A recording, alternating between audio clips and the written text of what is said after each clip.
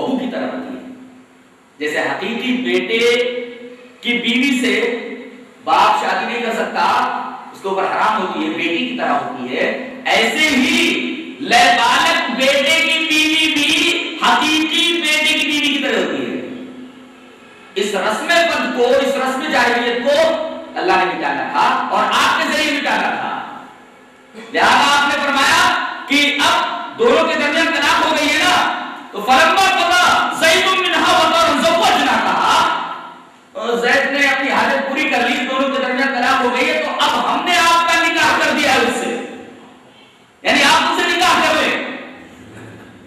یہ رسم تبنیت کو ختم کرنے کے لیے آپ کو منتخب کیا گیا. اس رسم جاہلیت کو، رسم بد کو ختم کرنے کے لیے اللہ تبارک و تعالی نے آپ کو منتخب فرمایا اور اس طرح اس رسم بد کا خاتمہ ہوا.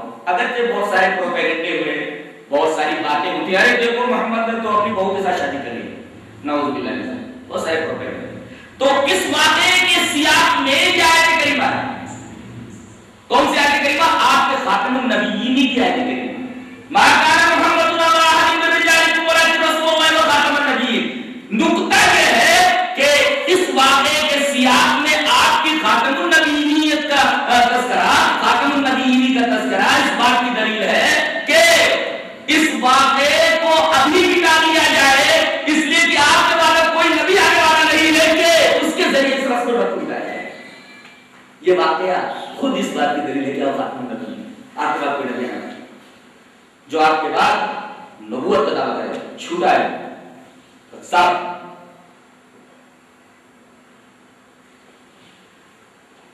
یہ تو آپ کے نام کے بارے میں بات تھی.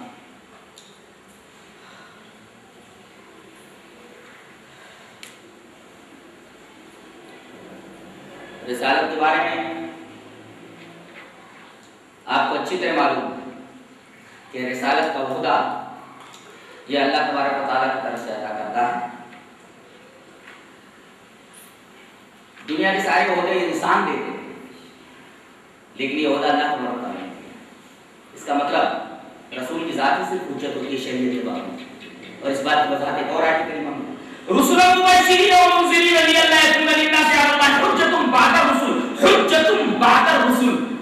اس میں دو باتیں بہت قابل غور ہیں. ایک تو نکرہ تحت نفی ہے، لئلا یکون للناس علی اللہ حجۃ بعد، لا نفی ہے اور حجۃ نکرہ ہے. نکرہ تحت نفی ہے جو عموم کا فائدہ دیتا ہے، اور حجۃ کے بعد بعد الرسل ہے، یعنی رسولوں کے بعد کوئی حجت ہوتا ہی نہیں، یعنی رسول ہی حجت شرعیہ ہوتا ہے.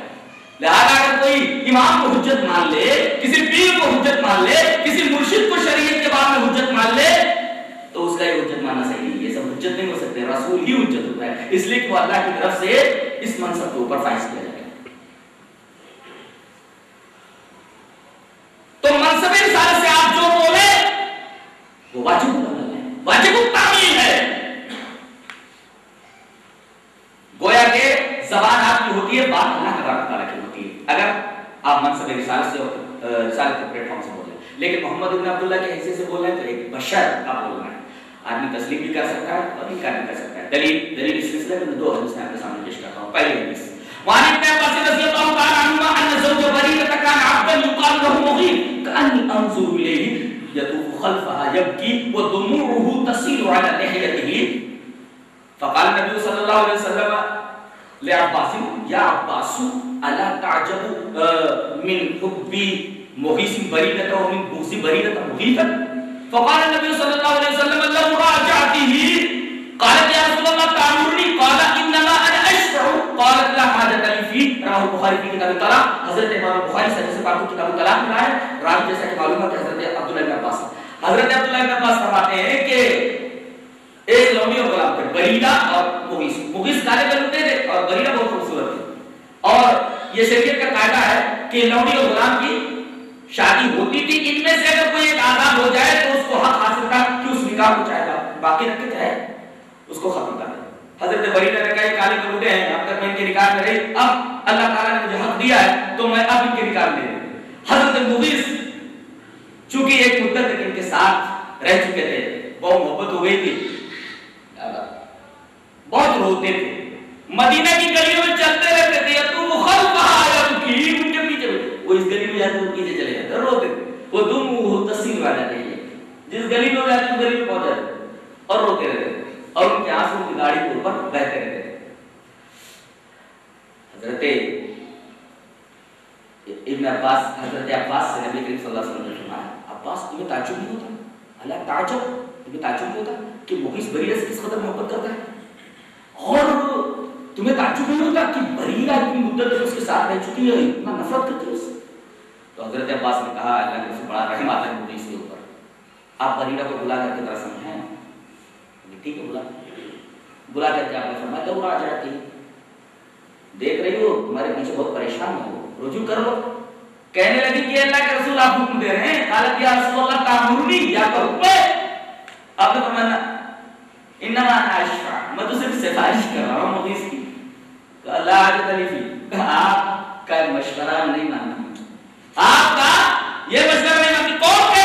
کون کہتا ہے کہ اللہ تبارک و تعالی نے شریعت اسلامیہ کے اندر عورتوں کو کوئی مقام نہیں دیا ہے؟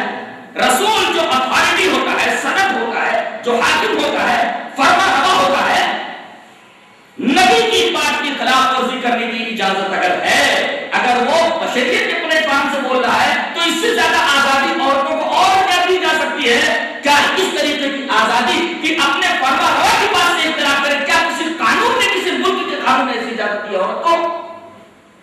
وہ لوگ جو اسلام میں عورت کے مقام کے اوپر بحث کرتے ہیں، ذرا مجھے اس سوال کا جواب دیں۔ تو چونکہ یہ بات آپ نے بشریت کے پلیٹ فارم سے کہی تھی، حضرت بریرہ نے اس کو قبول نہیں کیا۔ دوسری دلیل وعن انس رضی اللہ تعالی عنہ ان النبي صلی اللہ علیہ وسلم مر بقوم يلقحون فقالوا لو لم تفعلوا لصالحا فخرج شيسا فمر بهم فقال ما لنخلقكم قالوا كنت كذا وكذا قال انتم اعلم بامور دنياكم، رواه مسلم کی کتاب الفضائل۔ حضرت امام مسلم اس حدیث پاک کی کتاب الفضائل میں ہے۔ حضرت انس فرماتے ہیں کہ نبی کریم صلی اللہ علیہ وسلم ایک دفعہ لوگوں کے پاس سے گزرے تو دیکھا کہ وہ نر کھجور کے ساتھ مادہ کھجور ملا کر کے پلانٹیشن کر رہے ہیں، جس کو تعبیر بولتے ہیں۔ تعبیر عین سے نہیں، تیاری زبر کا تعبیر، اس فعل کو تعبیر بولتے تھے کہ نر اور مادہ کھجوروں کو ملا کر پلانٹ کرنا۔ نبی کریم صلی اللہ علیہ وسلم نے فرمایا کیا کرو؟ بولے نر مادہ کھجوروں کو ملا کر ہم پلانٹ کریں۔ ارے بولے کیا نر اور مادہ ویسے لگاؤ، پوری فصل لگاؤ گے۔ فخرج شیسا، شیس مانے رتی، پوری کھجوریں رتی نکل آئی۔ نبی کریم صلی اللہ علیہ وسلم کے پاس گزرے کے بعد گزرے، پوچھا مال نخلی کو، تمہارے کھجوروں کا کیا ہوا؟ تو لوگوں نے کہا کہ اللہ کے رسول آپ نے ایسا ایسا کہا تھا، قلت کذا وکذا، آپ نے ایسا ایسا کہا تھا، پوری فصل تباہ ہو گئی۔ قال انتم عالم بامور دنیاکم، تم لوگ اپنی دنیا کا معاملہ مجھ سے زیادہ جانتے ہیں۔ یہ دونوں حدیثیں بیان کر رہی ہیں، یہ واضح کر رہی ہیں کہ نبی کریم صلی اللہ علیہ وسلم کی حیثیت ایک بشریت کی ہے۔ اگر اس پلیٹ فارم سے آپ بولیں تو آپ کی بات واجب قابل نہیں ہے، آدمی اس کو عمل بھی کر سکتا، چھوڑ بھی سکتا، لیکن جب آپ رسالت کے پلیٹ فارم سے بولے تو اللہ نے فرمایا والنجم اذا هوى ما ضل صاحبكم وما غوى وما ينطق عن الهوى ان هو الا وحي يوحى، قسم ہے ستارے کی جب وہ جھک جائے۔ یہاں جھکنے والے ستارے کی قسم کھائی ہے، ستارہ جب جھکتا ہے تو صبح کی نوید ہوتی ہے، صبح کی خوشخبری دیتا ہے ستارے کا جھکنا، اور جب رات ہوتی ہے تو آدمی دور فاصلے پر پڑی چٹان کو جانور سمجھ لیتا ہے، درخت کو بھوت سمجھ کر کے بھاگنے لگتا ہے، یعنی اندھیرے میں کوئی چیز واضح نہیں ہوتی، لیکن جب ستارہ جھک جاتا ہے اور صبح ہو جاتی ہے تو آدمی کو پہچاننے میں، کسی چیز کو شناخت کرنے میں آدمی کو کوئی تکلیف نہیں ہوتی، اچھی طریقے سے اس چیز کی شناخت کر لیتا ہے۔ ایسے ہی اللہ تبارک و تعالی نے اسی وجہ سے والنجم اذا هوى، جھکنے والے ستارے کی قسم کھائی کہ جیسے ستارہ جھکتا ہے تو صبح کی نوید دیتا ہے، صبح کی خوشخبری دیتا ہے اور صبح کے اندر ہر چیز واضح ہو جاتی ہے۔ ایسے ہی میرے نبی کی حیات تمہارے سامنے اسی طرح ہے جیسے صبح کی روشنی میں کوئی چیز بالکل واضح، اس کی زندگی کا لمحہ لمحہ تمہارے سامنے ہے۔ فقط لبثت فیکم یوما من قبل، اس کی زبان سے میں نے کہوا دیا ہے کہ کیا میں نے تمہارے سامنے اپنی پوری زندگی نہیں گزاری ہے؟ میری زندگی کا لمحہ لمحہ تمہاری نگاہوں کے سامنے ہے۔ کیا میری زندگی کے کسی لمحے پر، کیا میری کتاب زندگی کے کسی ورق کے اوپر تم انگلی رکھ کر کے یہ کہہ سکتے ہو کہ یہ ورق سیاہ ہے؟ میری زندگی کا ورق روشن ہے، میری زندگی کے کسی پہلو کے اوپر کوئی روشنی نہیں کر سکتا، میری پوری زندگی تمہارے سامنے ہے۔ افلا تعقلون، کیا تمہارے پاس عقل نہیں ہے؟ صبح کی روشنی میں ہر چیز بالکل واضح ہوتی ہے۔ ایسے ہی میرا نبی ما ضل صاحبكم وما غوى، کیا آیت کریمہ ہے، آپ کی پوری حیات کو، آپ کی پوری سیرت کو ایک ٹکڑے میں بیان کر دیا ہے۔ ما ضل صاحبكم وما غوى، آپ نہ تو پہلے گمراہ تھے نہ بعد میں گمراہ تھے. بات ختم. کیا بات ہے. معذرت صاحب ضلال کے مقابلے میں ہدایت ہے اور غلط کے مقابلے میں رشد ہے. یعنی جب تک آپ کو سچائی نہیں ملی تھی تب تک آپ نہ تو شرک کے مرتکب ہوئے نہ کسی اخلاقی خرابی میں مبتلا ہوئے. اس وقت بھی آپ اچھے تھے, گمراہ نہیں تھے. اب آپ یہ سوال کریں گے کہ وہ وجہ کا ضالت کا کیا مطلب ہے؟ ضالت کا مطلب وہاں گمراہ نہیں ہے بلکہ وہاں ضالہ سے مشتق ہے, اور ضالہ اس درخت کو کہتے ہیں جو بیابان میں تنہا کھڑا ہو. مطلب یہ کہ آپ جاہلیت کے صحرا میں اس درخت کی طرح کھڑے تھے جو تنے تنہا جہالت کے بیابان کے اندر کھڑا ہوا ہو. آپ یہ جاننا چاہتے تھے کہ سچائی کی ہے کہ میں اس طرف چلوں. یہ مطلب ہے ضالت کا.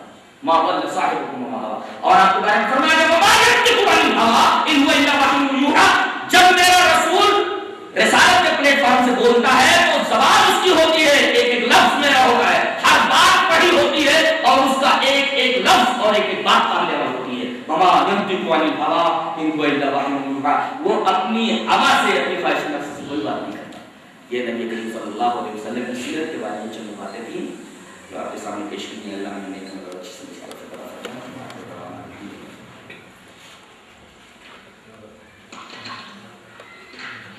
السلام علیکم ورحمۃ اللہ وبرکاتہ. محترم حاضرین, کل انشاءاللہ بعد نماز تراویح جو فضیلت الشیخ حافظ جلال الدین صاحب حافظ اللہ کا خطاب ہوگا وہ بہت ہی اہم موضوع پر ہوگا.